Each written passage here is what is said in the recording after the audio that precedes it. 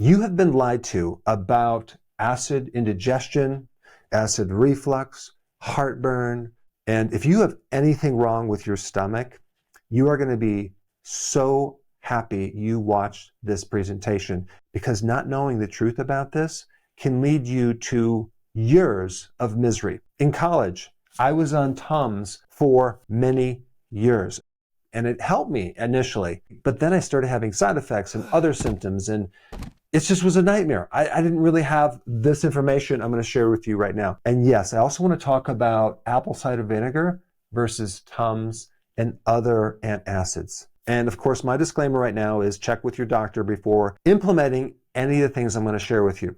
To understand this problem, you just need to know a couple simple facts. When you eat food, the food comes down the esophagus, it goes through a valve, it goes in your stomach. There's acid in the stomach that helps you break down protein, it helps kill microbes, and it also helps you absorb minerals and B12. In order for all this to work, this acid needs to be extremely acidic, between 1 and 3. If you know anything about pH, that's like battery acid. That's super acidic. Even to trigger the main enzyme for protein called pepsin, you need the pH between 1.5 and 2. Like that's like super, super acidic. And if your stomach is that acidic, it'll tell the pancreas to release enzymes to help you break down food. It'll also let the gallbladder know to release bile to help you digest fats. And it'll tell the pancreas to release a bicarbonate to help neutralize this acid, because the stomach is full of acid and it's going to come right in here, and we have to neutralize that to prevent an ulcer happening lower in the digestive tract. But over here, we have something called acid indigestion or GERD, reflux, all very similar. You can see right here, the acid is coming up through this valve into the esophagus right through here. And here's the biggest lie. When you have acid indigestion, heartburn, acid reflux, those problems are a problem of too much acid. That is the lie. In reality, most of those problems are really being caused by a lack of acid, or an acid that's not very acidic, okay? Definitely not down here between 1 and 3. Could be 4, 5, 6, 7 pH. If you're operating off of this information that you need to get rid of your acid to fix any one of these problems, then you're going to be in a heap of trouble. All the information I'm going to share with you is from this book I'm going to put up right now, and I'll put the link down below, by Dr. Wright. Now, there's a lot of over-the-counter medications you can take, and if you read the back of the label, it'll say don't take this more than a couple weeks, okay? Well, a lot of people take it a lot longer. The reason they say only take it for 2 weeks is because it can create a serious deficiency in magnesium and other nutrients. It can affect your bones, it can affect your kidney, it does a lot of harm to your body. But then we have prescription medications. Apparently you can take those a little longer, between 4 to 6 to, at the max, 8 weeks. My question is, does it suddenly cure the problem so that you can come off of it? Well, from my observation, no. What they'll do next is they'll start to increase the dosage of that medication. What if that doesn't work? What do? Well, you have surgery. So this is a huge problem. I think antacids are probably the most overused medications because they just treat the symptom. They don't actually fix the root cause. So then here's a question, is like, what about, should you start taking apple cider vinegar? Does that work better than TUMS? There is no research on that. You won't find it. TUMS works better to get rid of acid.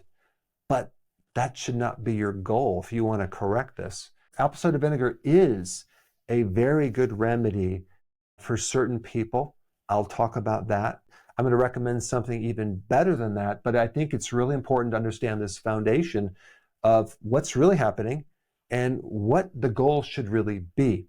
I'm excited to share a new product that we just released, organic beetroot juice powder. With one little tiny scoop, you can get the nutrition from 8 beets. So there's a lot of different benefits with beets. The big one that a lot of people are talking about is the healthy support of nitric oxide in your body. This product helps support healthy blood flow. It's a natural antioxidant. You get the benefits of all the enzymes, the phytonutrients, and definitely the things that support nitric oxide. Let's just go through the list and talk about what symptoms you would have if you didn't have enough stomach acid. Number one of the side effects is GERD. In other words, not having the acid can cause this problem. But also this other condition called SIBO, small intestinal bacterial overgrowth. That's a situation where because you don't have enough acid, the food doesn't get digested properly and it ends up in the small intestine undigested. In the small intestine, because the stomach didn't kill off certain microbes, now you start to ferment in your small intestine. We really should have fermentation lower in the digestive tract, like 20 feet lower into this tube. But now we have it right here. Guess what you're going to get? You're going to get gas, bloating. All that gas is going to go into the stomach and push that valve open. Burping, belching, you get too much gas. You can even have fermentation in your stomach, producing more gas. So one reason why your valve won't close is you don't have the right pH of the acid, okay, because there's a sensor between the valve and this acid, or you might have too much gas because of this situation that pops it open, or it could be a neurological problem that's coming from the autonomic nervous system. Since the autonomic nervous system controls all the valves, you can very commonly have a problem with the valve because of this autonomic nervous system issue. And if you did, the remedy would be vitamin B1. Another symptom of low acids in the stomach is the susceptibility to gastric cancer. Okay. Another one is anemia because you need that strong acid to be able to absorb B12. So now we get a severe B12 deficiency, which creates a certain type of anemia. You get abdominal pressure. I've already talked about that. That's called bloating. You get reflux, and you get less tone on that valve. So there's a lot of different mechanisms that can occur just from not having enough acid. Now, there's another little twist to this. H. pylori. It's a microbe that normally is dormant in our bodies, but it can come out in certain environments, in certain situations, and cause ulcers, but it can also be responsible for 30 to 40% of acid indigestion, or GERD, or acid reflux, and changes its relationship to being somewhat friendly to unfriendly is if you lose your stomach acid. So the fact that you lost your stomach acids can be a reason for this microbe to pop out and start existing because it tends to thrive in more alkaline environments. High stress can do it, and low vitamin D can weaken the immune system and allow it to come out of remission. But not only does the low vitamin D situation cause it to come out of remission, as another strategy, it will downgrade the vitamin D receptor and not let you be able to use vitamin D. So even though your levels are normal, at the cell level, it's not going in. So another little twist on that, which is really interesting, is that in your immune system, you have something called a cathelicidin. Cathelicidin is something in your immune system that will kill H. pylori on contact. It gets activated by vitamin D3.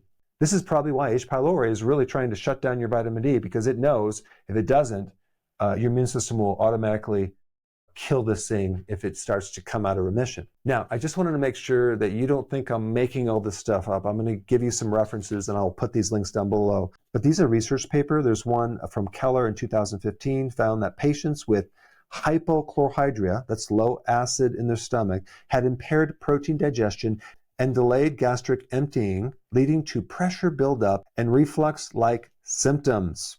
Next one. Wilder-Smith, 2009, in the Digestion Journal showed that PPIs, which are antacids, can increase gastric bacterial overgrowth and bloating, contributing to reflux-like symptoms, suggesting that acid suppression can worsen things. Multiple studies confirm that gastrin, that's the hormone that increases the release of acid, gastrin release, which strengthens the tone of that valve depends on acid levels. I'm not making any of this up. This is legitimate. I'm going to get right into the solution to this, which is so simple. But if you're operating off of this lie, then you're never going to be able to fix it. You're just going to be constantly trying to get rid of acid. It's kind of like trying to put out a fire with gasoline. And we keep putting more gasoline on it. And we wonder, why doesn't it go out? Maybe you should try water. Okay, so first thing is apple cider vinegar. A lot of people are using apple cider vinegar to help relieve their indigestion and their heartburn, and it works for a lot of people. And of course, you never want to take straight apple cider vinegar and drink it. You want to dilute it, like 1 or 2 tablespoons per 8 ounces of water, or even 12 ounces of water, and then you sip that with a straw so it doesn't get in your teeth. I wouldn't necessarily use this as a permanent solution. Apple cider vinegar diluted is great for a lot of things, but to really fix your digestion, you're going to need something a little different. But I just want to let you know it will work, at least temporarily, because it does indirectly trigger the hormone that helps you make your own acid. But the thing that you really need is called betaine hydrochloride, and it has an interesting history. In 1999, there was a landmark study in the Journal for Clinical Pharmacology that showed that you could restore normal gastric acidity levels using betaine hydrochloride within 30 minutes. So betaine hydrochloride can re-acidify your stomach fairly quickly. Between 1930 and 1950, in various medical textbooks, guess what they used for heartburn? Betaine hydrochloride.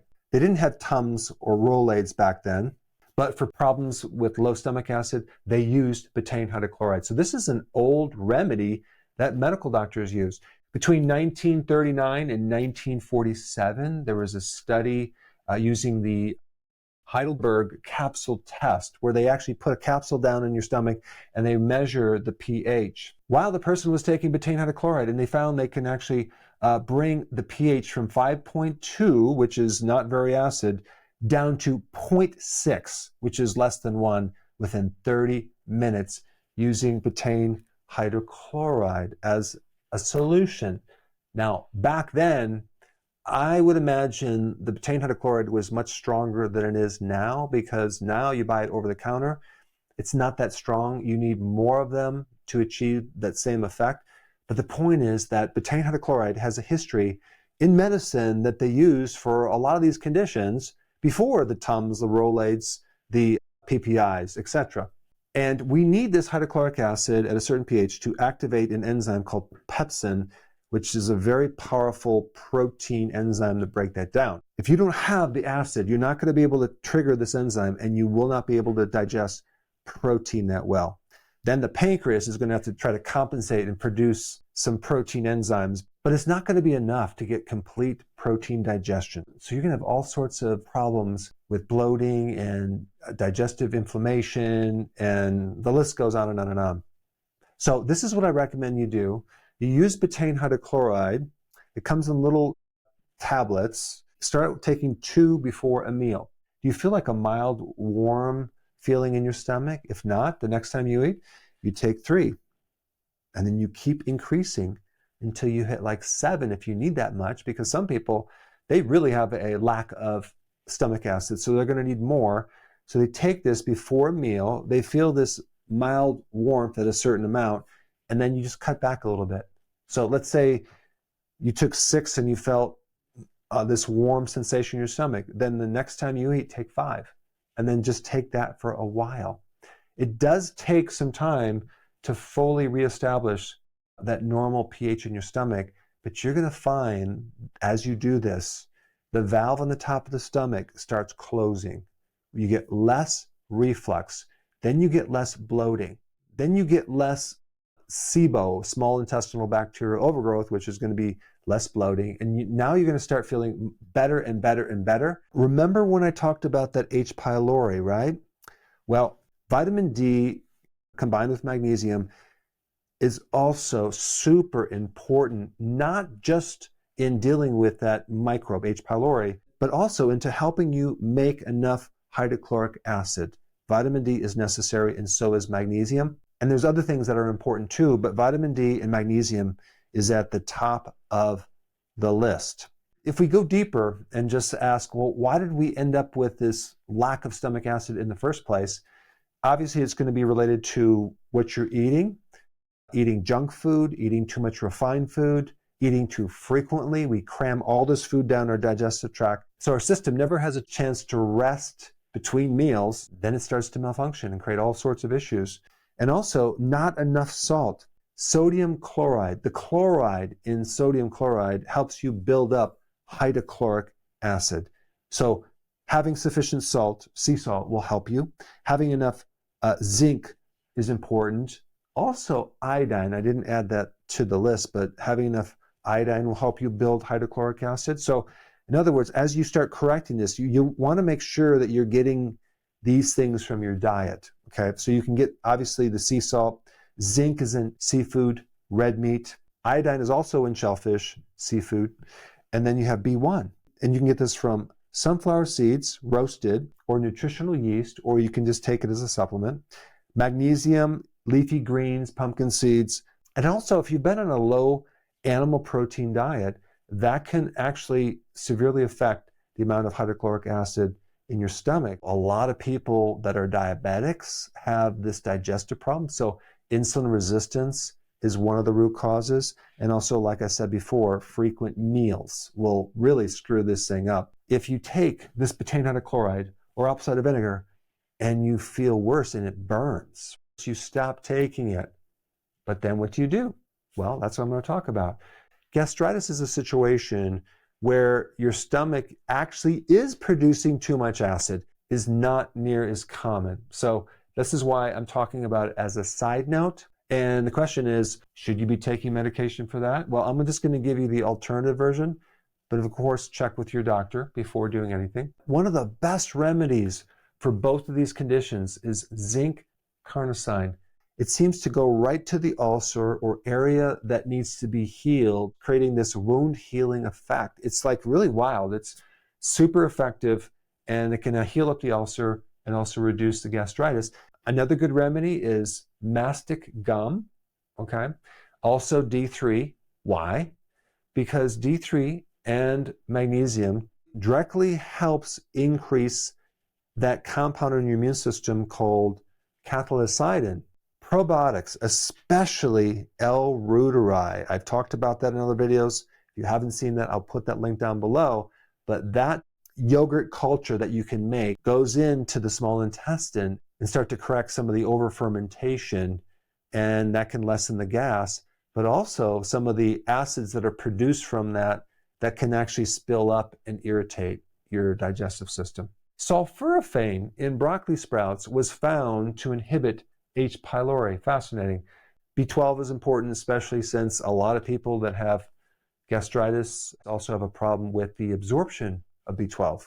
And then also, if you have gastritis or even an ulcer, out of all the things that you eat vegetable-wise, you may find that cabbage seems to be the best. I mean, even if you look at the history of this vitamin U, which stands for ulcers, actually it's in cabbage. There's a whole history on this. It's fascinating. And then, of course, intermittent fasting. So for certain types of gastritis, taking more acid, apple cider vinegar, can turn off that hormone gastrin so you can actually make less acid.